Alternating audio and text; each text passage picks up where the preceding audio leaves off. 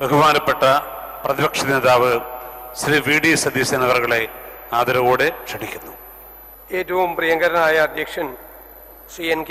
Premachandran MP, ഏറ്റവും ബഹുമാന്യനായ കേന്ദ്രമന്ത്രി ശ്രീ ജോർജ് കുര്യൻ, അഭിവന്ദ്യനായ ബ്രഹ്മശ്രീ സച്ചിദാനന്ദ സ്വാമികൾ, വേദിയിലും സദസ്സിലുമുള്ള വിശിഷ്ടാതിഥികളെ, പ്രിയപ്പെട്ട സഹോദരങ്ങളെ, 92ാമത് ശിവഗിരി തീർത്ഥാടനത്തിൻ്റെ ഭാഗമായി മാറി ഈ സമ്മേളനത്തിൽ പങ്കെടുത്ത് സംസാരിക്കാൻ കഴിഞ്ഞതിൻ്റെ സന്തോഷം ഞാൻ നിങ്ങളുമായി പങ്കുവയ്ക്കുകയാണ്.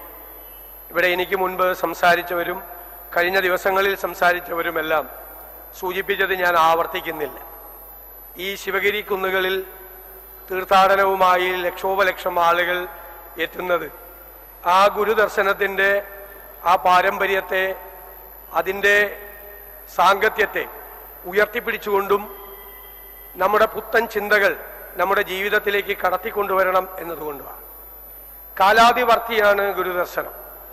നമുക്കറിയാം, ഇന്ന് നമ്മൾ ജീവിക്കുന്ന ഈ ലോകം എന്ന് പറയുന്നത് ശരിക്കും നമ്മൾ നോക്കിയാൽ നിന്ന് കത്തുകയാണ്. ലോകം സംഘർഷങ്ങൾ കൊണ്ട് നിന്ന് കത്തുന്ന ഒരു ലോകത്താണ് നാം ജീവിക്കുന്നത് എന്ന യാഥാർത്ഥ്യം നമ്മൾ അറിയണം.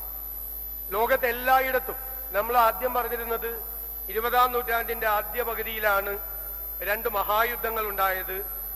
ഹിറ്റ്ലറെ പോലെ, സ്റ്റാലിനെ പോലെ, അല്ലെങ്കിൽ മുസോളിനിയെ പോലുള്ള ഏകാധിപതികൾ ഉണ്ടായത്, ഗുലാഗുകൾ ഉണ്ടായത്, സൈബീരിയൻ തടവറയുണ്ടായത്, കോടിക്കണക്കിന് ആളുകൾ കൊല ചെയ്യപ്പെട്ടത്, ലോകത്തെ ഏറ്റവും വലിയ പലായനങ്ങൾ നടന്നത് എല്ലാം 20ാം നൂറ്റാണ്ടിന്റെ ആദ്യ പകുതിയിലാണ്. പക്ഷെ 20ാം നൂറ്റാണ്ടിന്റെ ആദ്യ പകുതിയിൽ നടന്ന അതേ കാര്യങ്ങൾ തന്നെ 21ാം നൂറ്റാണ്ടിന്റെ ആദ്യ പകുതിയിൽ പുതിയ ഫോർമാറ്റിൽ ആവർത്തിക്കപ്പെടുകയാണ്. സംഘർഷങ്ങൾ, വംശഹത്യകൾ, യുദ്ധങ്ങൾ, പലായനങ്ങൾ, ഇതെല്ലാം ലോകത്തെ ഒരുപാട് രാജ്യങ്ങളിൽ നടക്കുന്നു. ഏകാധിപതികളായ ഭരണാധികാരികൾ മനുഷ്യന്റെ ജനാധിപത്യ സ്വാതന്ത്ര്യത്തെയും പൗരസ്വാതന്ത്ര്യത്തെയും ഹനിച്ചുകൊണ്ട് അവർ തേരോട്ടം നടത്തുന്നു. അവർ പുതിയ ഭാഷയിൽ പുതിയ സാങ്കേതിക വിദ്യകൾ ഉപയോഗിച്ചുകൊണ്ട്, അന്ന് 20ാം നൂറ്റാണ്ടിന്റെ ആദ്യ പകുതിയിൽ സോഷ്യൽ മീഡിയ എല്ലാം ഉണ്ടായിരുന്നെങ്കിൽ ആ ഗീബൽസ് ഇത് എത്ര മനോഹരമായി ഹിറ്റ്ലർക്ക് വേണ്ടി അത് കൈകാര്യം ചെയ്യുമായിരുന്നു. അപ്പൊ ഈ നൂറ്റാണ്ടിന്റെ ആദ്യ പകുതിയിൽ സോഷ്യൽ മീഡിയയെ ഇന്നത്തെ ഏകാധിപതികളായ ഭരണാധികാരികൾ കൈകാര്യം ചെയ്യുന്നു. വെറുപ്പും വിദ്വേഷവുമാണ് ലോകമെങ്ങും നോക്കിക്കഴിഞ്ഞാൽ ആവർത്തിച്ചുകൊണ്ടിരിക്കുന്നത്. നമ്മുടെ രാജ്യത്തും അത് തന്നെ സംഭവിക്കുകയാണ്.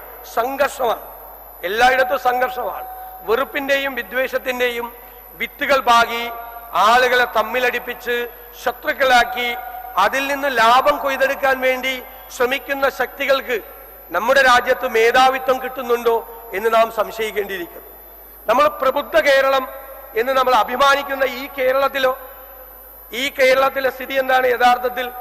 എനിക്ക് പേടിയാണ്. യഥാർത്ഥത്തിൽ എന്താണ്? പച്ചവെള്ളത്തിന് തീ പിടിപ്പിക്കുന്ന വർഗീയതയാണ് കേരളത്തിൽ ഉള്ളത്. നമ്മൾ എന്തിനാണത് പറയാതെ പോകുന്നത്? കാത്തിരിക്കുകയാണ് ഒരു വാക്കിന് വേണ്ടി, ഒരു സന്ദർഭത്തിന് വേണ്ടി തമ്മിത്തല്ലി തലകീറാൻ, സംഘർഷങ്ങൾ ഉണ്ടാക്കാൻ, ശത്രുതയുണ്ടാക്കാൻ, വിദ്വേഷത്തിന്റെ വിത്തുകൾ പാകിയ ആളുകൾ കാത്തിരിക്കുക, ഒരു അവസരത്തിന് വേണ്ടി കാത്തിരിക്കുക. ഏത് അവസരം കിട്ടിയാൽ അതിന് വർഗീയമാക്കി മാറ്റി ചേരിതിരിവുകൾ ഉണ്ടാക്കാൻ വേണ്ടി ശ്രമിക്കുന്ന അപകടകരമായ കാലത്തു കൂടിയാണ് നമ്മുടെ കേരളവും കടന്നു പോകുന്നത് എന്ന് പറയാതെ വയ്യ. സൂക്ഷിച്ച് സംസാരിക്കണം.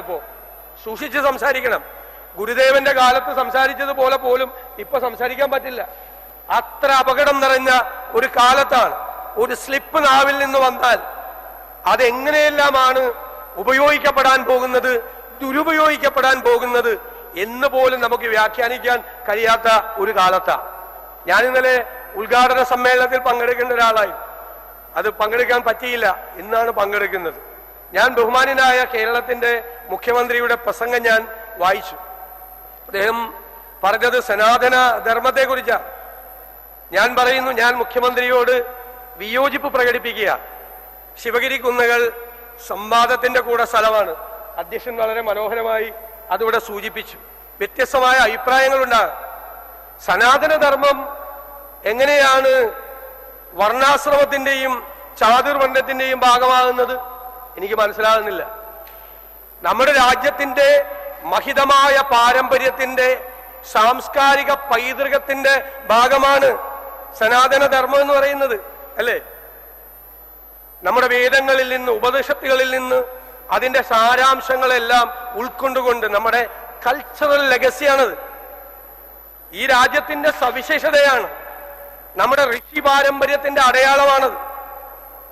ലോകത്തെ എല്ലാ മതങ്ങളെയും പിന്നീട് പല കാലഘട്ടങ്ങളിൽ വന്ന പൗരോഹിത്യം അവരുടെ ഇഷ്ടം പോലെ വ്യാഖ്യാനിച്ചിട്ടുണ്ട്. രാജഭരണങ്ങളും ഭരണകൂടങ്ങളും പൗരോഹിത്യവുമായി ചേർന്ന് നിന്നുകൊണ്ട് പല മതങ്ങളെയും പല ആശയങ്ങളെയും അവര് തെറ്റായി വ്യാഖ്യാനിച്ചിട്ടുണ്ട്. അതുകൊണ്ട് സനാതന ധർമ്മം മുഴുവൻ പറഞ്ഞു വന്ന് ഒരു വിഭാഗം ആളുകളുടെ അവകാശമായി ചാർത്തിക്കൊടുക്കുകയാണ് ബഹുമാനായ മുഖ്യമന്ത്രി ചെയ്തത്. അത് അവർക്ക് അവകാശപ്പെട്ടതല്ല, മുഖ്യമന്ത്രി ഉദ്ദേശിച്ച ആളുകൾക്ക് അവകാശപ്പെട്ടതല്ല സനാതനധർമ്മം. സനാതനധർമ്മം ഈ രാജ്യത്തിലെ മുഴുവൻ ആളുകളുടെയും പാരമ്പര്യവും പൈതൃകവുമാണ് എന്ന് നമ്മൾ തിരിച്ചറിയണം. പണ്ട് ഇടക്കാലത്തൊരു വാക്ക് ഉപയോഗിക്കരുത്, കാവ്യവൽക്കരണം. ആ കാവ്യവൽക്കരണം എന്നുള്ള വാക്ക് തന്നെ തെറ്റാണ്. കാവ്യ ഉടുക്കുന്നവരും അമ്പലത്തിൽ പോകുന്നവരും ചന്ദനം തൊടുന്നവരും എല്ലാവരും പ്രത്യേക വിഭാഗക്കാരാണോ? എല്ലാ ഹൈന്ദവരെയും അങ്ങോട്ട് ആട്ടിക്കൊണ്ടുപോകലാണോ നമ്മുടെ ജോലി? ആണോ? അല്ല. അത് ജാതിക്കും മതത്തിനും അപ്പുറമായി നിലകൊള്ളുന്ന ഒരു പാരമ്പര്യമാണ് സനാതനധർമ്മം. നമ്മൾ അദ്വൈതം എന്ന് പറയില്ലേ, ദ്വൈതമല്ലാത്തത് ഒന്നേ ഉള്ളൂ. തത്വമസി എന്ന് എഴുതി വെച്ചത് കണ്ടിട്ടില്ലേ?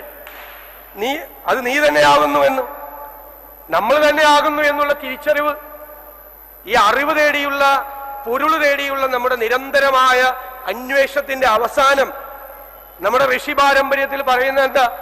അത് തേടി എത്തിക്കഴിയുമ്പോഴാണ്, എല്ലാ അറിവുകളും നേടി എത്തിക്കഴിയുമ്പോഴാണ് പൊരുൾ തേടി മനുഷ്യന്റെ നിരന്തരമായ അന്വേഷണം. അതിനൊക്കെ എത്രയോ പാരമ്പര്യത്തിന്റെ വഴികളുണ്ട്. അത് വേറെ ആർക്കെങ്കിലും അവകാശപ്പെട്ടാണോ? ഇപ്പൊ നമ്മൾ കാണുന്ന, നമ്മൾ എതിർക്കുന്ന, നമുക്കിഷ്ടമില്ലാത്ത ചില സംവിധാനങ്ങൾ അത് അവരുടേതാക്കി മാറ്റിക്കൊടുക്കുകയാണോ? ഞങ്ങളില്ല അതിന്. ആ കൂടെ ഞങ്ങളില്ല. അത് രാജ്യത്തിന്റെ പാരമ്പര്യമായി തന്നെ നിലനിൽക്കട്ടെ. എന്താ ഗുരുദേവൻ പറഞ്ഞത്? ഒരു ജാതി, ഒരു മതം, ഒരു ദൈവം, മനുഷ്യന് എന്ന സനാതനധർമ്മം അതൊരു മതമാകുന്നു എന്നാണ് പറഞ്ഞത്. അതൊരു സനാതന ധർമ്മമാണ്. ഒരു ജാതി, ഒരു മതം, ഒരു ദൈവം, മനുഷ്യന് എന്നത് സനാതന ധർമ്മമാണ്. ആ ധർമ്മം അത് തന്നെ ഒരു മതമാണ് എന്നാണ് ഗുരുദേവൻ പറഞ്ഞത്. അല്ലാതെ സനാതന ധർമ്മത്തെ ദുർവ്യാഖ്യാനം ചെയ്യുകയല്ല ഉണ്ടായത്. അത് പിന്നീടുണ്ടായ കാലത്ത് ചാതുർവർണ്ണയവും വർണ്ണാശ്രമവും വർണ്ണ വ്യവസ്ഥകളും കുലത്തൊഴിലും ഒക്കെ ഉണ്ടായി. കുറെ ആളുകളുടെ മീതെ അത് അടിച്ചേൽപ്പിക്കപ്പെട്ടു. അത് തെറ്റായി അതിനെ ദുരുപയോഗം ചെയ്യുകയും വ്യാഖ്യാനിക്കപ്പെടുകയും ചെയ്തതാണ് എന്നുള്ള യാഥാർത്ഥ്യം നമ്മൾ അറിയരുത്. കാവ്യ മുഴുവൻ ഉടുത്തവർ മുഴുവനെ ഒരു വിഭാഗത്തിന് വേണ്ടി മാറ്റി നമ്മൾ നിർത്തുന്നത് പോലെ തന്നെയാണ് കാവ്യവൽക്കരണം എന്നുള്ള തെറ്റായ പ്രയോഗത്തിന് സമാനമാണ് ഈ സനാതന ധർമ്മത്തിന് എതിരായിട്ടുള്ള ഈ വാക്കുകൾ എന്ന് വിനയപൂർവ്വം സൂചിപ്പിക്കാൻ ഞാൻ ആഗ്രഹിക്കുകയാണ് ഈ സമയത്ത്. ഗുരു ചൈതന്യമാണ്. നമ്മുടെ എല്ലാ സംഘർഷങ്ങളും നിറഞ്ഞ ഈ ലോകത്ത് അതിനെ മറികടക്കാൻ നമ്മുടെ ആത്മവിശ്വാസമാണ്, നമ്മുടെ പിൻബലമാണ്. ഞാൻ പറഞ്ഞല്ലോ, നിന്ന് കത്തുന്ന ഈ ലോകത്തിന്റെ തീ കെടുത്താൻ സൗമ്യമായിരുന്നുവെങ്കിലും കൊടുങ്കാറ്റ് പോലുള്ള ആശയങ്ങൾ കൊണ്ട് നമ്മുടെ നാടിനെ ഇളക്കി മറിച്ച അതാണ് ഗുരുദേവ ദർശനം. ആ ദർശനമാണ് നമ്മുടെ പുണ്യം. അതാണ് എല്ലാത്തിനുമുള്ള മറുപടി. സൗമ്യമായിരുന്നെങ്കിലും വിപ്ലവകാരിയായിരുന്നു ഗുരുദേവൻ. വിപ്ലവമാണ് നടത്തിയത്. അത് മാറ്റങ്ങളാണ്. ഓരോ കാലഘട്ടത്തിലും തെറ്റായ വഴികളിലൂടെ മനുഷ്യനെ ജാതിയുടെ പേരിൽ, മതത്തിന്റെ പേരിൽ കൊണ്ടുപോകാൻ ശ്രമിച്ചവർക്കുള്ള താക്കീതായിരുന്നു ഗുരുദേവ ദർശനം. അങ്ങനെയല്ല, അതല്ല, അത് ശരിയല്ല. എന്നിട്ട് ശരിയായ വഴിയിലൂടെ നടക്കാൻ മനുഷ്യനെ പ്രേരിപ്പിക്കുകയായിരുന്നു ഗുരുദേവൻ എന്ന യാഥാർത്ഥ്യം കൂടി നമ്മൾ അറിയണം. അപ്പോ എല്ലാത്തിനും പരിഹാരമായി ആ ദർശനം നമ്മോടൊപ്പം ഉണ്ട് എന്നുള്ള ആത്മവിശ്വാസം ഇനിയുള്ള നാളുകളിൽ ഈ സംഘർഷങ്ങളെ, ഈ സന്നിഗ്ധാവസ്ഥകളെ മറികടക്കാൻ നമുക്ക് പ്രചോദനമാകട്ടെ എന്ന് മാത്രം ആശംസിച്ചുകൊണ്ട് ഞാൻ എൻ്റെ വാക്കുകൾ ചുരുക്കും.